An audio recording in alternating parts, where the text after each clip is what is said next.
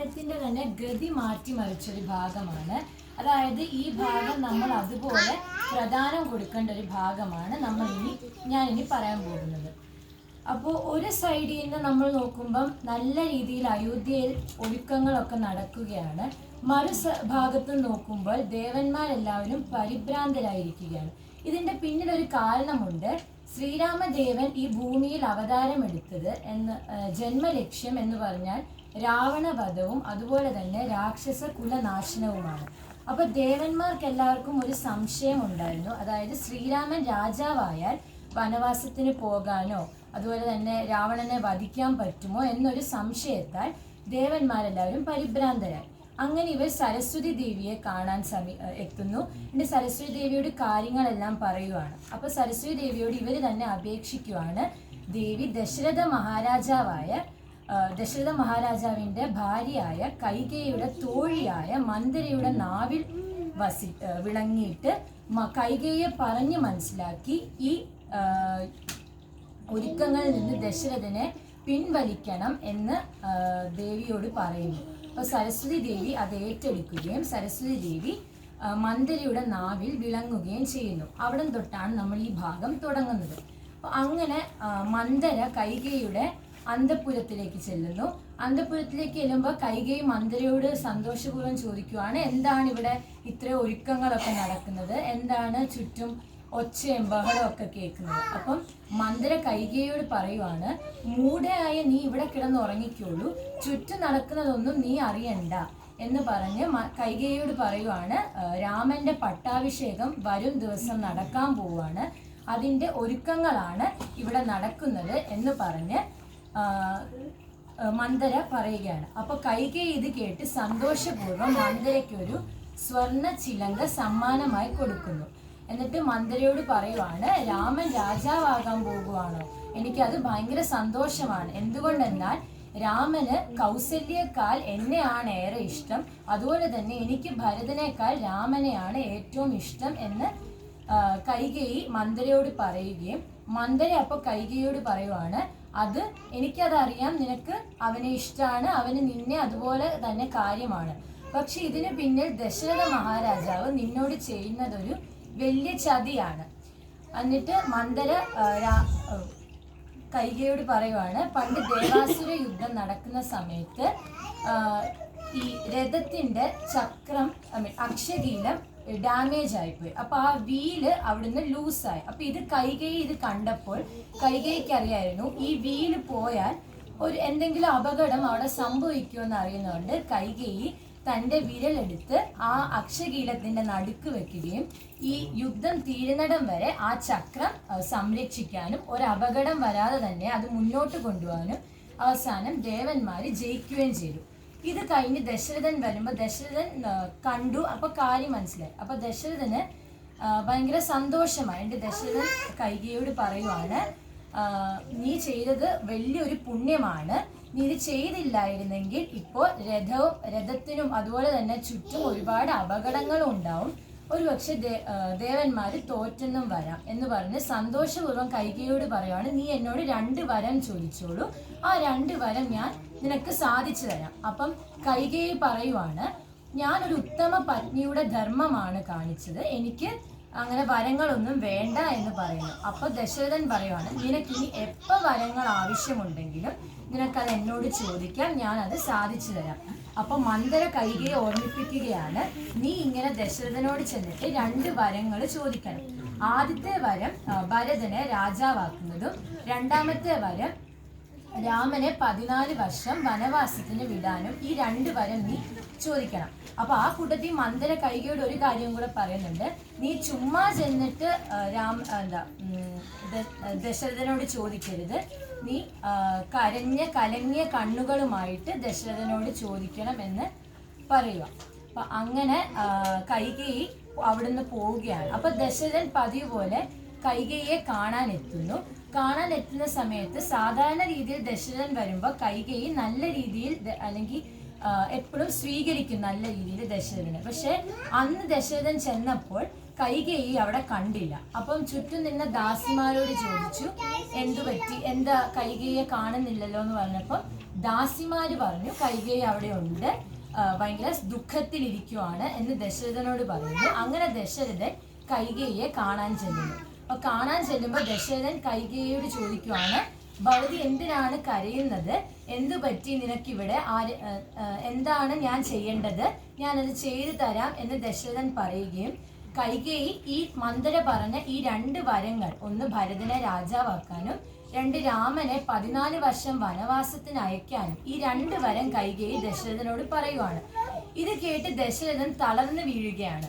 എന്നിട്ട് കുറച്ചു നേരം കഴിഞ്ഞപ്പോൾ ദശരഥൻ ഉണർന്നു കഴിഞ്ഞപ്പോൾ ദശരഥൻ ചോദിക്കുവാണ്, ഞാൻ കാണുന്നത് ഒരു സ്വപ്നമാണോ അതോ എൻ്റെ ബോധം പോയതാണോ എന്ന് ചോദിക്കുമ്പോൾ ദശരഥൻ പറയുവാണ്, ഭരതനെ രാജാവാക്കുന്നതിൽ എനിക്ക് കുഴപ്പമൊന്നുമില്ല, ഞാൻ ആക്കാം. പക്ഷെ രാമനെ വനവാസത്തിന് അയക്കണോ? രാമൻ ഇവിടെ നിന്നാലും കുഴപ്പമില്ലല്ലോ എന്ന് ദശരഥൻ പറയുകയും ദശരഥൻ ഭയങ്കര സങ്കടത്തോടുകൂടി പറയുക. അപ്പം കൈകേയിക്ക് ഒരു മാറ്റവുമില്ലാതെ ഭയങ്കര സ്റ്റേൺ ആയിട്ട് പറയുവാണ്, ദശരഥനോട് കാര്യം പറയുന്നു. അങ്ങനെ ദശരഥനോട് കൈകേയി പറയുന്നു, നാളെ പുലർച്ചെ രാമനെ വനവാസത്തിന് അയച്ചില്ലെങ്കിൽ ഞാൻ അങ്ങയുടെ മുമ്പിൽ എൻ്റെ ജീവൻ അവസാനിപ്പിക്കും എന്ന് പറഞ്ഞ് കൈകേയി നിർത്തുന്നു. അപ്പം ദശരഥൻ ഇത് കേട്ട് ഭയങ്കര സങ്കടത്തോടു കൂടി തിരിച്ച് പോവുകയാണ്. അണ്ട് ദശരഥൻ രാത്രി മുഴുവൻ കരഞ്ഞ് അങ്ങനെ നേരം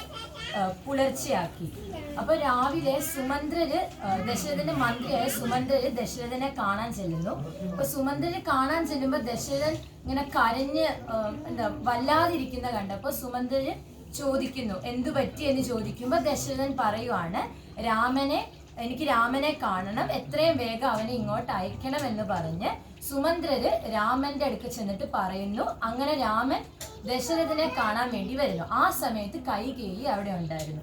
അപ്പൊ അപ്പം ആദ്യം രാമൻ ദശരഥനെ കണ്ടപ്പോൾ തന്റെ പിതാവിന്റെ കാൽക്കൽ വീണ് നമസ്കരിച്ച് ചോദിക്കുകയാണ്, എന്തിനാണ് കരയുന്നത് എന്ന്. അപ്പം ദശരഥൻ രാമനെ കെട്ടിപ്പിടിക്കാൻ വന്നപ്പോഴത്തേക്കും ദശരഥൻ തളർന്നു വീഴുകയാണ്. അപ്പൊ രാമൻ ദശരഥനെ തന്റെ മടിയിലിരുത്തിയിട്ട് ചോദിക്കുവാണ്, അച്ഛൻ എന്തിനാണ് കരയുന്നത്? അപ്പൊ ദശരഥൻ രാമ എന്ന് വിളിക്കുന്നതേ ഉള്ളൂ, കാര്യം പറയുന്നില്ല. അപ്പോൾ രാമൻ ചുറ്റുമുള്ളവരോട് ചോദിക്കുമ്പോൾ അവരാരും പറയുന്നില്ല എന്താണ് കാരണം. അങ്ങനെ കൈകേയി രാമനോട് പറയുവാണ്, നിന്റെ അച്ഛൻ ഒരു സത്യവാദിയാണ്, അച്ഛൻ എന്ത് പ്രതിജ്ഞ എടുത്താലും അത് അപ്പോൾ സാധിക്കുന്ന ഒരാളാണ്. ഇപ്പൊ അച്ഛൻ ഒരു പ്രതിജ്ഞ എടുത്തു, അത് സാധിക്കാൻ പറ്റാത്തതിന്റെ ദുഃഖത്തിലാണ് അച്ഛൻ ഇവിടെ കരയുന്നത് എന്ന് കൈകേയി രാമനോട് പറയുന്നു. എന്നിട്ട് കൈകേയി പറയുകയാണ്, ഇതിന്റെ കാരണം നീയാണ് എന്ന് പറഞ്ഞിട്ട് രാമനോട് കാര്യങ്ങൾ പറയുക. അപ്പൊ രാമനോട് പറഞ്ഞു, ഞാൻ നിന്റെ അച്ഛനോട് 2 വരം ചോദിച്ചു, ഒന്ന് ഭരതനെ രാജാവാക്കാനും 2 നിന്നെ 14 വർഷത്തിന് വനവാസത്തിന് വിടാനും ഞാൻ ചോദിച്ചു. അത് നിന്റെ അച്ഛന് സാധിക്കാൻ പറ്റാത്തതുകൊണ്ടാണ് അച്ഛൻ കരയുന്നതെന്ന് രാമനോട് പറഞ്ഞു. അപ്പൊ രാമൻ ഭയങ്കര ചിരിച്ചുകൊണ്ട് കൂളായിട്ട് പറയുക, ഇത് പറയാനാണോ അച്ഛൻ ഇത്രയും മടിച്ചത്, ഇത്രയും കിടന്ന് കരയുന്നത്? ഇതെനിക്ക് വളരെ നിസ്സാരമായിട്ടുള്ള കാര്യമാണ്. ഭരതൻ രാജാവായിക്കോട്ടെ, എനിക്ക് രാജ്യം ഭരിക്കാൻ വലിയ താല്പര്യമൊന്നുമില്ലാത്ത ആളാണ്, അത് കുറച്ച് ബുദ്ധിമുട്ടുള്ള കാര്യമാണ്.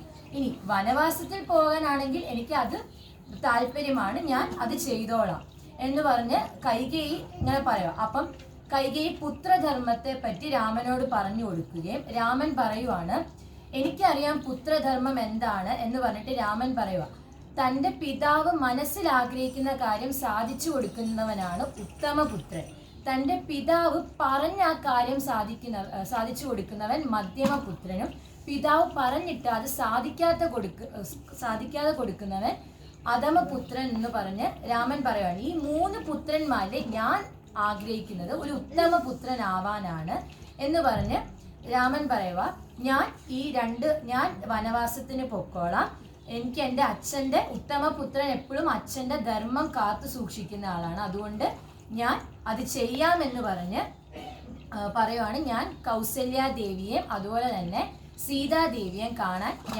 ഞാൻ അവരെ കണ്ടിട്ട് വരാം, ഞാൻ തിരിച്ചു വരുമ്പോഴത്തേക്കും ഇവിടുത്തെ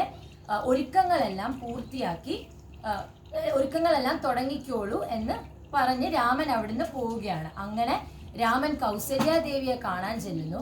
അപ്പൊ കൗസല്യാദേവി അവിടെ തൻ്റെ മകന് വേണ്ടി ഭഗവാനോട് പ്രാർത്ഥിച്ചുകൊണ്ടിരിക്കുവാണ്. അപ്പോൾ രാമൻ അവിടെ ചെന്നപ്പോൾ സുമിത്രാദേവിയും സൈഡിലുണ്ടായിരുന്നു. അപ്പോൾ സുമിത്രാദേവി കൗസല്യയോട് പറയുവാണ്, ദേവി കണ്ടില്ലേ, അങ്ങയുടെ മകൻ മുമ്പിൽ വന്ന് നിൽക്കുന്നത് കണ്ടില്ലേ എന്ന് ചോദിക്കുമ്പോൾ കൗസല്യാദേവി കണ്ണു തുറന്ന് നോക്കുമ്പോൾ മോൻ അവിടെ നിൽക്കുന്നു. അപ്പം ഇവിടെ നമുക്ക് കാണാം കൗസല്യാദേവി രാമനോട് ചോദിക്കുകയാണ്, എന്ത് പറ്റി മുഖത്തൊരു വാടിയിരിക്കുന്നത്, നിനക്ക് വിശക്കുന്നുണ്ടോ, നിനക്ക് ദാഹിക്കുന്നുണ്ടോ? ഒരു മാതൃവാത്സല്യമാണ് കൗസല്യാദേവി ഇവിടെ കാണിക്കുന്നത്. അങ്ങനെ രാമൻ അവിടെ നടന്ന കാര്യങ്ങളെല്ലാം കൗസല്യാദേവിയോട് പറയുന്നു. ഇത് കേട്ട് കൗസല്യാദേവി തളർന്നു വീഴുകയാണ്. എന്നിട്ട് കുറച്ച് കഴിഞ്ഞ് രാമൻ ഇങ്ങനെ ആശ്വസിപ്പിച്ച് കൗസല്യാദേവിയെ എഴുന്നേൽപ്പിക്കുന്നു. എന്നിട്ട് കൗസല്യാദേവി രാമനോട് പറയുവാണ്, എനിക്ക് നിന്നെ പിരിഞ്ഞ് ഒരു നിമിഷം പോലും ഇവിടെ ഇരിക്കാൻ പറ്റില്ല, നീ എന്നെയും കൂടെ വനത്തിൽ കൊണ്ടുപോകൂ എന്ന് പറഞ്ഞ് കരയുവാണ്. അപ്പൊ സുമിത്രാദേവിയും ഇത് കണ്ട് സങ്കടപ്പെട്ടു. അപ്പം രണ്ടമ്മമാരുടെ കരച്ചിലും ഒക്കെ കണ്ടപ്പോൾ ലക്ഷ്മണൻ അവിടെ നിൽപ്പുണ്ടായിരുന്നു. അപ്പൊ ലക്ഷ്മണൻ പറയുവാണ്, ക്രോധത്തോടുകൂടി പറയുവാണ്, ജ്യേഷ്ഠനെ ഞാൻ രാജാവാക്കി തരാം, കാട്ടിലൊന്നും വനത്തിന് പോകേണ്ട കാര്യമില്ല, ഞാൻ അതിപ്പം നടത്തിത്തരാം എന്ന് പറഞ്ഞ് ലക്ഷ്മണൻ രാമനോട് പറയുവാണ്. അപ്പൊ രാമൻ ലക്ഷ്മണനെ ചേർത്ത് പിടിച്ചിട്ട് ലക്ഷ്മണനോട് ഇങ്ങനെ കാര്യങ്ങൾ പറഞ്ഞ് മനസ്സിലാക്കുവാണ്. അവിടം വരെയാണ് നമ്മൾ ഇന്ന് വായിച്ചത്. ലക്ഷ്മണനോട് എന്താണ് രാമൻ പറഞ്ഞതെന്നുള്ള ഭാഗം നമ്മൾ നാളെ വായിക്കുന്നതായിരിക്കും, ലക്ഷ്മണോപദേശം ഭാഗത്ത്. ഇനി ഈ ഒരു ഭാഗത്തിൽ നിന്ന് ഒരുപാട് തത്വങ്ങൾ നമുക്ക് ജീവിതത്തിൽ പാലിക്കാനുമുണ്ട്, അതുപോലെ തന്നെ പഠിക്കാനുമുണ്ട്. അതിൽ കുറച്ച് ഇമ്പോർട്ടൻ്റ് ആയിട്ടുള്ളതാണ് ഞാൻ ഇപ്പോൾ പറയുന്നത്. ആദ്യത്തെ കാര്യം, ഇതിനകത്ത് നമ്മൾ കണ്ടിരുന്നു, മന്ദര വഴിയാണ് കൈകേയി അറിയുന്നത് രാമന്റെ പട്ടാഭിഷേകം നടക്കാൻ പോകുകയെന്ന്. ഒരുപക്ഷെ ദശരഥൻ തൻ്റെ പത്നിമാരെയും മക്കളെയും ചുറ്റും വേണ്ടപ്പെട്ടവരെയൊക്കെ വിളിച്ചിരുത്തി ഒരുമിച്ച് ഈ കാര്യങ്ങളെല്ലാം പറഞ്ഞു കൊടുക്കുകയായിരുന്നെങ്കിൽ ഒരുപക്ഷെ ഇപ്പൊ ഇങ്ങനെ ഒരു അവസ്ഥയിലേക്ക് ഇത് ചെല്ലത്തില്ലായിരുന്നു. അപ്പൊ നമ്മളെല്ലാവരും മനസ്സിലാക്കേണ്ടത്, നമ്മൾ എല്ലാ ദിവസവും ഒരു 5 മിനിറ്റെങ്കിലും നമ്മുടെ കുടുംബത്തിനോടൊപ്പം നമ്മൾ ടൈം സ്പെൻഡ് ചെയ്യാൻ നോക്കണം. നമ്മൾ പലപ്പോഴും ഫ്രീ ടൈം ഒക്കെ കിട്ടുമ്പോൾ മാക്സിമം അത് വേസ്റ്റ് ചെയ്യാറുണ്ട്. അപ്പൊ നമ്മൾ ഒരിക്കലും അങ്ങനെ ചെയ്യാതെ എപ്പോഴും ഫാമിലിയെ ഫസ്റ്റ് പ്രയോറിറ്റി ആക്കി നമ്മൾ നമ്മുടെ സങ്കടങ്ങളും സന്തോഷങ്ങളും ഒക്കെ പറഞ്ഞ് അങ്ങനെ നമ്മൾ ഷെയർ ചെയ്ത് അതിൽ നിന്ന് നമ്മളൊരു സൊല്യൂഷൻ നമുക്ക് കിട്ടും.